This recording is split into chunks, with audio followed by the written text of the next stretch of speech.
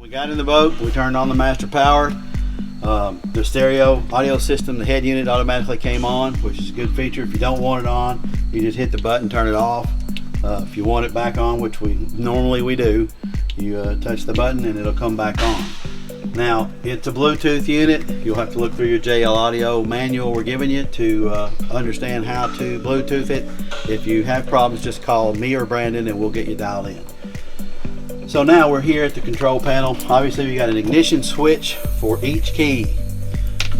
Pretty simple, run-of-the-mill stuff. Start them up, take off. Now, you've got electronics here, and these are two Lowrance HDS 12 Lives. So we've got them set up on this particular boat to have one screen allocated for mapping and one screen allocated for depth or fish finding. So these things will boot up, and as that's happening, I'm going to go ahead and turn on some lights for you.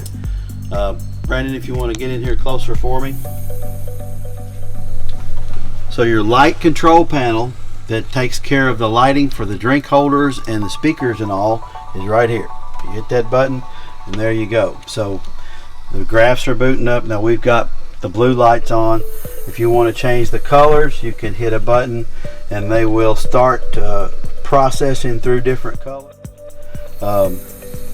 It'll rotate through a series of colors. That's going slow.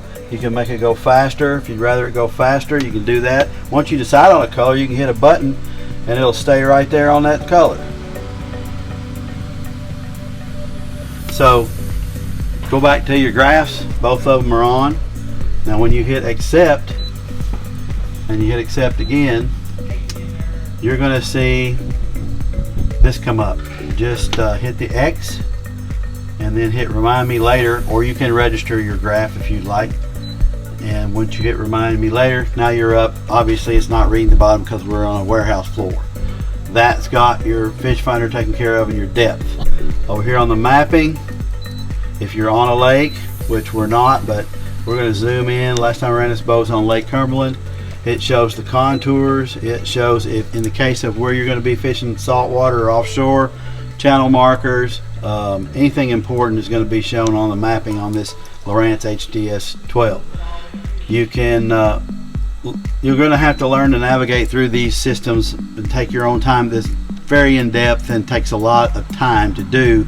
Plenty of YouTube videos online, and you can also call us for any kind of questions you'd have. We don't know everything, but we use these a lot during our fishing tournaments, so feel like we can probably get you in the right direction pretty quick. Just wanted to let you know that you always can call us. So now that we're at the helm, we got tilt wheel, which is neat. We got a windlass control for the windlass anchor up front, which is really handy. We got different lighting for different things. This is the courtesy lights. This would be a live well, which we're not using today. Fish box, same thing. A wash down. You can wash down the deck with raw or fresh water from the freshwater tank. We'll go over that in a second. Underwater lights, spreader light, and the horn. So that's pretty much self-explanatory. Here again, the trim tab switch. Now that's not going to come on until you turn the key on, but listen, I'm going to turn the key on. You're going to hear that pump running. Hear that? That's the pump running that's making those tabs go full up. That's the safety feature we talked about.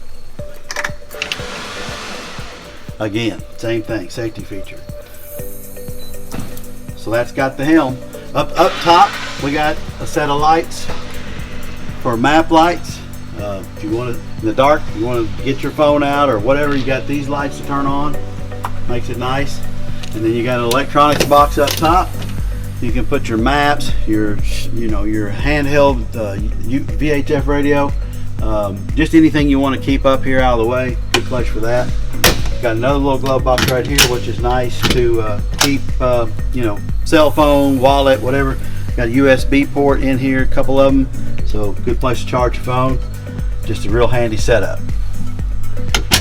On the bolster seats, so we got drop out bolsters, which is really nice.